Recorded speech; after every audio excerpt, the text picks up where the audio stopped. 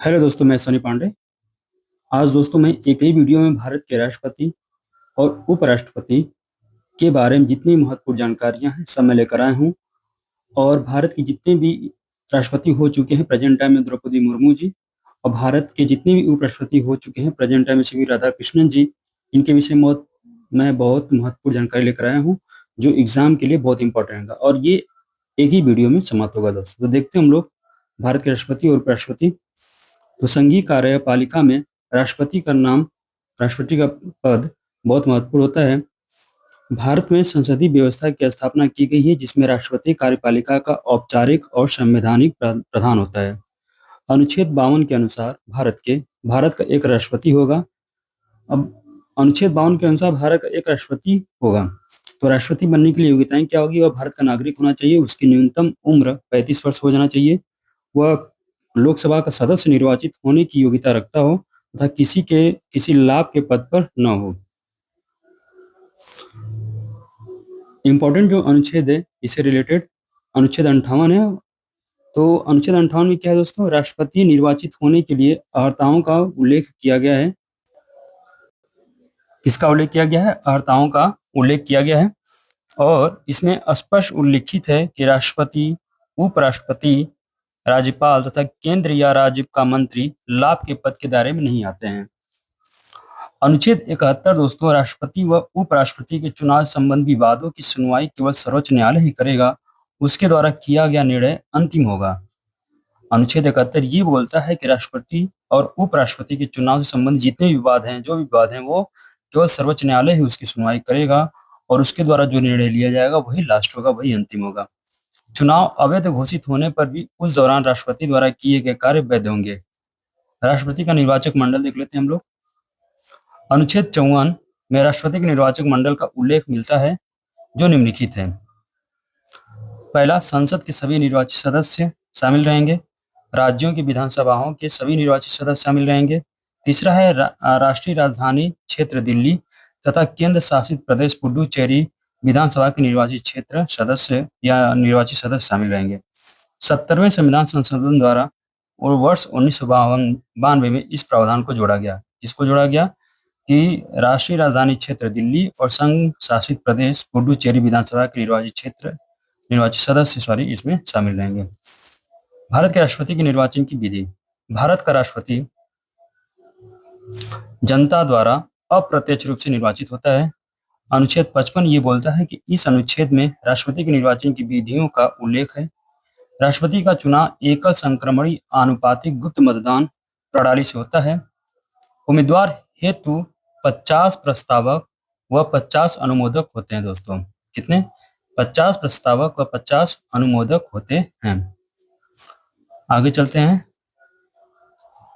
मतदाता से संबंधित महत्वपूर्ण तथ्य। मतदाता सूची में मत देना, विजयी होने वाले उम्मीदवार को निश्चित अनुपात में मत प्राप्त करने होते हैं और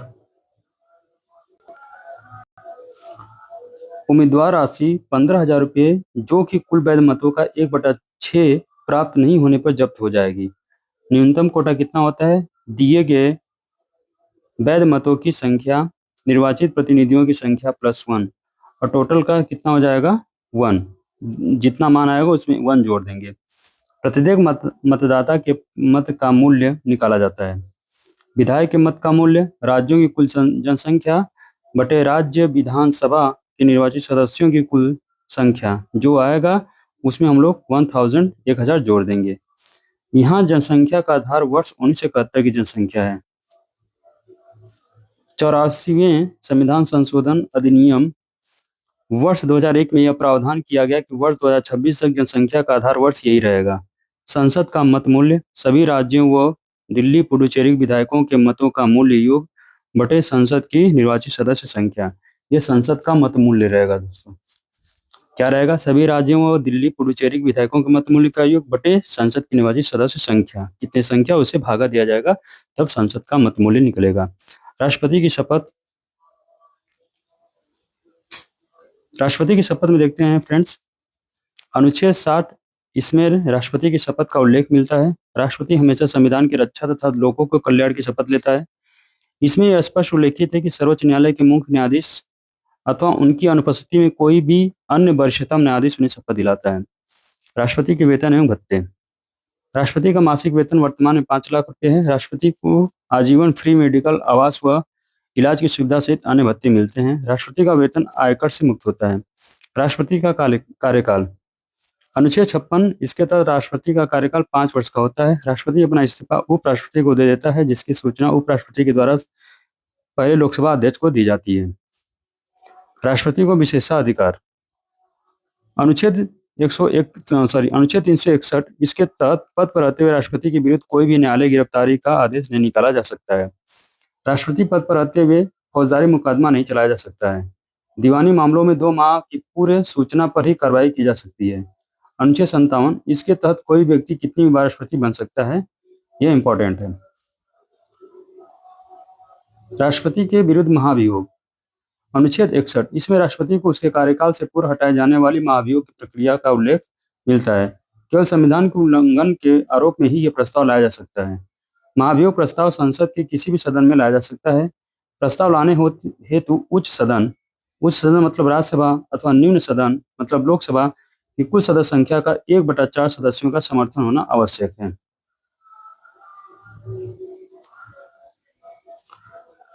तो महाभियोग प्रस्ताव पर चर्चा से 14 दिन पूर्व राष्ट्रपति को इसकी सूचना देनी होती है। राष्ट्रपति अपना पक्ष रख सकते हैं। यदि कोई सदन अपनी कुल सदस्य संख्या के 2/3 बहुमत से प्रस्ताव पारित कर दे और दूसरा सदन भी इसी प्रक्रिया से प्रस्ताव को स्वीकार कर ले तो राष्ट्रपति को अपना पद छोड़ना पड़ता है। महाभियोग प्रक्रिया अर्ध न्यायिक है। महाभियोग प्रक्रिया में संसद के मनोनीत सदस्य भी भाग लेते हैं। इस प्रक्रिया में राज्य विधानमंडल के विधानसभा सदस्यों की कोई भूमिका नहीं होती है। राष्ट्रपति का पद रिक्त हो जाने पर 6 माह में चुनाव करवाना संवैधानिक बाध्यता है। राष्ट्रपति का चुनाव हमेशा पूरे 5 वर्षों के लिए कराया जाता है। राष्ट्रपति की शक्तियां। राष्ट्रपति की शक्तियों को 2 भागों में बांटा गया है दोस्तों, सामान्यकालीन शक्तियां, आपातकालीन शक्तियां। तो पहले हम लोग सामान्यकालीन शक्तियां देख लेते हैं। कार्यपालिका शक्ति एग्जीक्यूटिव पावर्स, विधायी शक्तियां लेजिस्लेटिव पावर्स, वित्तीय शक्तियां फाइनेंशियल पावर, न्यायिक शक्तियां जुडिशियल पावर। आपातकालीन शक्तियां क्या दोस्तों? राष्ट्रीय आपातकाल जो अनुच्छेद 352 के थ्रू लगता है, नेशनल इमरजेंसी। राज्यों में संवैधानिक तंत्र की विफलता अनुच्छेद 356 के तहत ही लगता है। जो राष्ट्रीय आपातकाल है ये 352 अनुच्छेद के अकॉर्डिंग, और जो राज्यों में संवैधानिक तंत्रों की विफलता है अनुच्छेद 356। वित्तीय आपातकाल क्या है दोस्तों? ये अनुच्छेद 360 के अंतर्गत आता है। वित्तीय आपातकाल अनुच्छेद 360 के अंतर्गत वित्तीय आपातकाल आता है। राष्ट्रीय आपातकाल 352, राज्यों में संवैधानिक तंत्रों की विफलता मत राष्ट्रपति शासन अनुच्छेद 356 राष्ट्रपति शासन। वित्तीय आपातकाल 360। आगे चलते हैं दोस्तों लोग। सामान्यकालीन शक्तियां। तो सामान्यकालीन शक्तियां में पहला आता है कार्यपालिका शक्तियां। अनुच्छेद 77 में उल्लेखित है कि भारत सरकार की समस्त कार्यपालिक कार्यवाही राष्ट्रपति के नाम से की हुई मानी जाएगी। राष्ट्रपति लोकसभा में बहुमत दल के नेता को प्रधानमंत्री नियुक्त करता है। प्रधानमंत्री की सिफारिश पर राष्ट्रपति अन्य मंत्रियों की नियुक्ति करता है तथा उन्हें शपथ दिलाता है। राष्ट्रपति कार्य आवंटन के नियम बनाता है। अनुच्छेद 78 में उल्लेखित है कि राष्ट्रपति प्रधानमंत्री से देश के प्रशासन एवं विधि निर्माण के संबंध में जानकारी प्राप्त कर सकता है। अनुच्छेद 53 में यह उल्लेखित है कि केंद्र के कार्यपालिका संबंधित शक्तियां राष्ट्रपति के पास होगी, जिसका उपयोग वह अपने अधीनस्थ अधिकारियों के सहयोग से करेगा। राष्ट्रपति महान न्यायवादी, विदेशों में राजदूत व राज्यों के राज्यपाल, सर्वोच्च न्यायालय एवं उच्च न्यायालय के मुख्य न्यायाधीश व अन्य न्यायाधीश, संघ लोक सेवा आयोग, निर्वाचन आयोग, वित्त आयोग के सदस्य, अध्यक्ष, नियंत्रक व महालेखा परीक्षक की नियुक्ति करता है। व्यवस्थापक शक्तियां। राष्ट्रपति संसद का अभिन्न अंग होता है। इसे निम्नलिखित विधायी शक्तियां प्राप्त हैं। संसद के सत्र आहूत करने, सत्रावसान करने तथा लोकसभा भंग करने का अधिकार। प्रत्येक साधारण निर्वाचन के पश्चात प्रथम सत्र के प्रारंभ में संसद में अभिभाषण की शक्ति। न्यायिक शक्तियां। संसद द्वारा पारित विधेयक राष्ट्रपति के अनुमोदन के पश्चात ही कानून बनता है तथा संसद के दोनों सदनों की संयुक्त बैठक राष्ट्रपति अनुच्छेद 108 कौन सा 108 अनुच्छेद 108 के तहत आहूत करता है। अनुच्छेद 123 के तहत राष्ट्रपति अध्यादेश जारी कर सकता है दोस्तों। 123 के तहत अध्यादेश जारी कर सकता है। अनुच्छेद न्यायिक शक्तियां में अनुच्छेद 72 आता है। इसके तहत राष्ट्रपति किसी भी व्यक्ति की सजा का लघुकरण परिहार व निलंबन कर सकता है।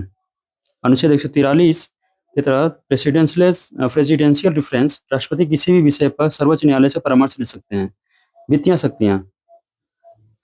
अनुच्छेद 109 धन विधेयक राष्ट्रपति की स्वीकृति के पश्चात ही लोकसभा में रखा जाता है।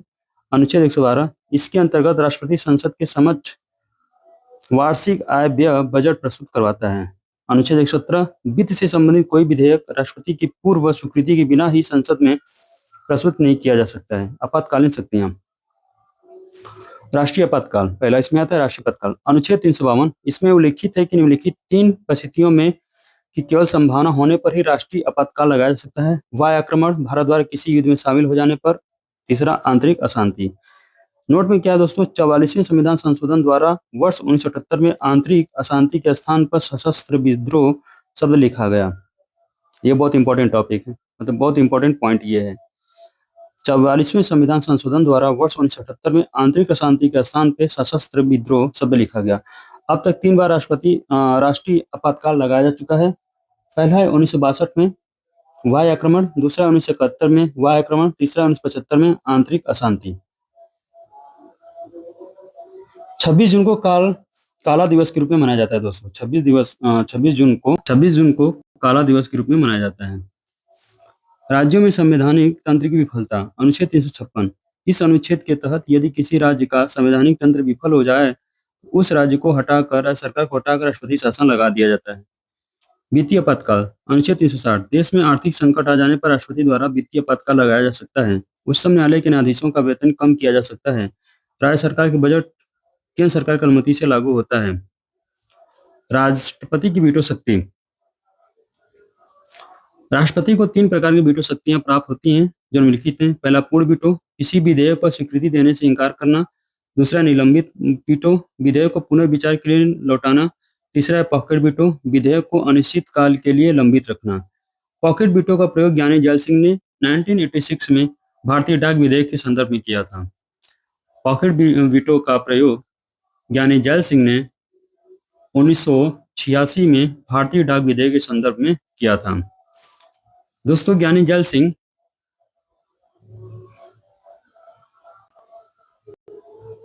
जो ज्ञानी जैल सिंह थे 25 जुलाई 1982 से लेकर 25 जुलाई 1987 तक, मतलब लगभग 5 साल भारत के राष्ट्रपति रहे हैं और ये भारत के 7वें नंबर के राष्ट्रपति थे। अब राष्ट्रपति से संबंधित मुख्य तथ्य क्या हैं? तो राष्ट्रपति से संबंधित मुख्य तथ्य हैं कि भारत के प्रथम राष्ट्रपति डॉक्टर राजेंद्र प्रसाद, प्रथम मुस्लिम राष्ट्रपति डॉक्टर जाकिर हुसैन, प्रथम कार्यवाहक राष्ट्रपति वीवी गिरी, प्रथम महिला राष्ट्रपति प्रतिभा देवी सिंह पाटिल, भारत की प्रथम आदिवासी महिला राष्ट्रपति द्रौपदी मुर्मू, स्वतंत्रता के बाद जन्म लेने वाली भारत की पहली महिला राष्ट्रपति वर्तमान राष्ट्रपति द्रौपदी मुर्मू। इनका जन्म 20 जून 1958 को हुआ था। एकमात्र न्यायाधीश जो कार्यवाहक राष्ट्रपति बने हैं मोहम्मद हिदायतुल्लाह। उपराष्ट्रपति, कार्यवाहक राष्ट्रपति तथा राष्ट्रपति रहने वाले एकमात्र व्यक्ति वीवी गिरी। एकमात्र निर्विरोध चुने गए राष्ट्रपति नीलम संजीवा रेड्डी। भारत के राष्ट्रपति बनने से पहले लोकसभा के जो अध्यक्ष थे वो थे नीलम संजीव रेड्डी। अब भारत के 15वें राष्ट्रपति जो प्रेजेंट टाइम में हैं वो हैं द्रौपदी मुर्मू जी। 21 जुलाई 2022 को द्रौपदी मुर्मू भारत गणराज्य के वर्तमान रूप में 15वीं राष्ट्रपति के रूप में चुनी गई थी। उन्होंने विपक्ष के उम्मीदवार यशवंत सिन्हा को हराया। द्रौपदी मुर्मू भारत की पहली आदिवासी महिला राष्ट्रपति हैं, दूसरी महिला राष्ट्रपति हैं। पहली महिला राष्ट्रपति प्रतिभा देवी सिंह पाटिल थी। 25 जुलाई 2022 को द्रौपदी मुर्मू ने राष्ट्रपति के तौर पर भारत के प्रधान न्यायाधीश एन वी रमन्ना द्वारा पद की शपथ दिलाई है। द्रौपदी मुर्मू की उम्र 64 साल है, जो अब तक की राष्ट्रपति बनी है। उनसे पहले सबसे कम उम्र के राष्ट्रपति नीलम संजीव रेड्डी थे, जिनकी राष्ट्रपति बनते समय उम्र 64 साल 2 महीने थी। मुर्मू देश की पहली आदिवासी महिला राज्यपाल के तहत झारखंड के 9वें राज्यपाल के रूप में वर्ष 2015 से 2021 तक कार्यरत रहीं। द्रौपदी मुर्मू का जन्म 20 जून 1958 को ओडिशा के मयूरभंज जिले में ऊपरबेड़ा गांव में एक संथाली आदिवासी परिवार में हुआ था। अब आते हैं भारत के राष्ट्रपतियों की सूची। तो जो पहले राष्ट्रपति थे डॉक्टर राजेंद्र प्रसाद, 26 जनवरी 1950 से लेकर 13 मई 1962 तक। दूसरे राष्ट्रपति डॉक्टर सर्वपल्ली राधाकृष्णन, 13 मई 1962 से लेकर 13 मई 1968 तक। तीसरे राष्ट्रपति डॉक्टर जाकिर हुसैन, 13 मई 1968 से लेकर 3 मई 1969 तक। फिर आते हैं श्री वराहगिरी वेंकट गिरी, ये कार्यवाहक राष्ट्रपति 3 मई 1969 से लेकर 20 जुलाई 1969 तक। चौथे में फिर आते हैं वराहगिरी वेंकटगिरी, 24 अगस्त 1969 से लेकर 24 अगस्त 1972 तक। फिर आते हैं डॉक्टर फखरुद्दीन अली अहमद, 24 अगस्त 1972 से लेकर 11 फरवरी 1974 तक 77 तक। श्री नीलम संजीवा रेड्डी 7वें नंबर के, ये आते हैं 25 जुलाई 1977 से लेकर 25 जुलाई 1982 तक। फिर आते हैं ज्ञानी जैल सिंह, 25 जुलाई 1982 से लेकर 25 जुलाई 1987 तक। ये नंबर में 8वें ज्ञानी जैल सिंह, लेकिन अगर पूछा जाए कि भारत के राष्ट्रपति में किस नंबर के थे तो ये 7वें नंबर के थे। श्री आर वेंकटरमण, 25 जुलाई 1982 से लेकर 25 जुलाई 1992 तक। डॉक्टर शंकर दयाल शर्मा, 25 जुलाई 1992 से लेकर 25 जुलाई 1997 तक। आगे दोस्तों, श्री के आर नारायणन, 25 जुलाई 1997 से लेकर 25 जुलाई 2002 तक। डॉक्टर एपीजे अब्दुल कलाम, 25 जुलाई 2002 से लेकर 25 जुलाई 2007 तक। श्रीमती प्रतिभा देवी सिंह पाटिल, 25 जुलाई 2007 से लेकर 25 जुलाई 2012 तक। श्री प्रणब मुखर्जी, 25 जुलाई 2012 से लेकर 25 जुलाई 2017 तक। श्री रामनाथ कोविंद, 25 जुलाई 2017 से लेकर 25 जुलाई 2022 तक। और प्रेजेंट टाइम में 15वें नंबर की जो राष्ट्रपति हैं श्रीमती द्रौपदी मुर्मू, 25 जुलाई 2012 से वर्तमान तक। अब आते हैं वाइस प्रेसिडेंट, भारत के उपराष्ट्रपति। तो अनुच्छेद 63 भारत का एक उपराष्ट्रपति होगा। अनुच्छेद 64 इसके अंतर्गत उपराष्ट्रपति राज्यसभा का पदेन सभापति होता है। अनुच्छेद 65 में राष्ट्रपति का पद रिक्त होने पर उपराष्ट्रपति कार्यवाहक राष्ट्रपति के रूप में कार्य करेगा। निर्वाचक मंडल अनुच्छेद 66 के अंतर्गत आता है। इस चुनाव में संसद के सभी सदस्य भाग लेते हैं, मनोनीत और निर्वाचित दोनों। इस चुनाव में राज्य विधानसभा के सदस्य भाग नहीं लेते हैं। निर्वाचन विधि ये एकल संक्रमणीय आनुपातिक गुप्त मतदान प्रणाली है। प्रस्तावक इसमें 20 रहते हैं, अनुमोदक इसमें 20 रहते हैं। जमानत राशि 15,000 रुपये जो वैध मतों का 1/6 भाग प्राप्त नहीं होने पर जब्त हो जाती है। योग्यता इसमें क्या है दोस्तों? अनुच्छेद 66(3) के अंतर्गत भारत का नागरिक होना चाहिए, न्यूनतम आयु 35 वर्ष होना चाहिए, राज्यसभा सदस्य बनने की योग्यता रखना हो, लाभ के पद पर न हो। अनुच्छेद 69 उपराष्ट्रपति द्वारा शपथ। राष्ट्रपति या उसके किसी प्रतिनिधि के द्वारा उपराष्ट्रपति को संविधान के प्रति निष्ठा की शपथ दिलाई जाती है। उपराष्ट्रपति का कार्यकाल 5 वर्ष होता है। निर्धारित कार्यकाल से पूर्व पद रिक्त होने पर यथाशीघ्र चुनाव करवाए जाते हैं। उपराष्ट्रपति को हटाना, तो उपराष्ट्रपति को हटाने हेतु प्रस्ताव राज्यसभा में लाया जाता है। प्रस्ताव पर चर्चा से 14 दिन पहले सूचना देनी होगी किसको? उपराष्ट्रपति को। राज्यसभा अपनी वास्तविक सदस्य संख्या के बहुमत से प्रस्तावित पारित करे और लोकसभा में इस प्रस्ताव से सहमत हो जाए तो उपराष्ट्रपति को अपना पद छोड़ना पड़ेगा। उपराष्ट्रपति को वर्तमान में 4 लाख रुपए प्रति माह वेतन मिलता है। प्रथम उपराष्ट्रपति डॉक्टर सर्वपल्ली राधाकृष्णन 1952 से लेकर 1962 तक थे। हामिद अंसारी 2007 से 2017 तक, वेंकैया नायडू 2017 से 2022 तक। भारत के जो प्रेजेंट टाइम में उपराष्ट्रपति हैं दोस्तों, वो हैं सीपी राधाकृष्णन। कौन है? सीपी राधाकृष्णन। ये जो सी जगदीप धनखड़ हैं वो इनसे पहले रह चुके हैं। राष्ट्रपति का वेतन 5 लाख रुपए प्रति माह तथा उपराष्ट्रपति का वेतन 4 लाख प्रति माह होता है। अब आते हैं भारत के सभी उपराष्ट्रपति की लिस्ट। पहला डॉक्टर सर्वपल्ली राधाकृष्णन, ये 13 मई 1952 से लेकर 12 मई 1962 तक। डॉक्टर जाकिर हुसैन 13 मई 1962 से लेकर 12 मई 1968 तक। वीवी गिरी 13 मई 1968 से लेकर 3 मई 1969 तक। गोपाल पाटिल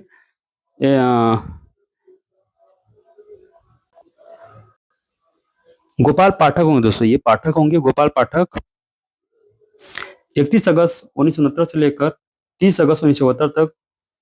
आपके हैं बीडी जत्ती 5वें नंबर के, 31 अगस्त 1974 से लेकर 30 अगस्त 1979 तक। मोहम्मद हिदायतुल्लाह 31 अगस्त 1979 से लेकर 30 अगस्त 1984 तक।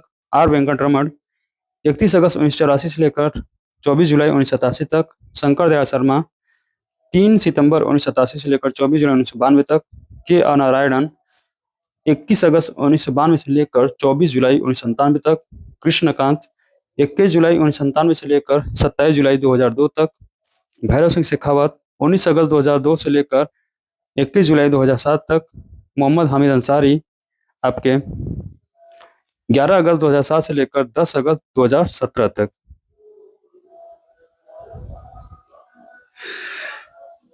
एम वेंकैया नायडू 13 नंबर के 11 अगस्त 2017 से लेकर 10 अगस्त 2022 तक। श्री जगदीप धनखड़ 11 अगस्त 2022 से लेकर 11 सितंबर 2025 तक, 10 सितंबर 2025 तक। सीपी राधाकृष्णन 11 सितंबर 2025 से लेकर वर्तमान तक। 15वें उपराष्ट्रपति सीपी राधाकृष्णन के विषय में कुछ जानकारी इंपॉर्टेंट है। इनका पूरा नाम चंद्रपूरम पोनुसामी राधाकृष्णन है। इनकी जन्म तिथि है 20 अक्टूबर 1957। जन्म स्थान इनका है तिरुपुर, तमिलनाडु। इनका शिक्षा है बीकॉम। इनकी राजनीतिक दल है भारतीय जनता पार्टी बीजेपी। इनका राजनीतिक जीवन है छात्र जीवन से ही राष्ट्रीय स्वयं संघ आरएसएस से जुड़े रहे।